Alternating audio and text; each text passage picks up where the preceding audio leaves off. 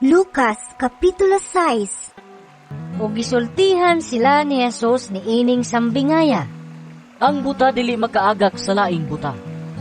Kung buhaton niya kini, mga hulog silang duha sa kanang. Walay tinun-an nga labaw sa iyang magtutudlo. Apan ko ng tinun-an, hingpit ng nakaton sa tanang gikatudlo kaniya, mahisama siya sa iyang magtutudlo. Nganong nagtanaw ka man sa puling sa imong isig katao, apan wala mo tagda ang truso diha sa imong mata. Unsaon mo man pag-ingon sa imong isig katao, ambi, ako'y pakuhaa sa imong puling, nga wala ka man gani makakita sa truso nga anaa sa imong kaugalingong mata. Tigpakaron ingnon, kuhaa una ang truso nga anaa sa imong mata, aron makakita kapag ayo, ug makuha mo ang puling sa imong isig katao.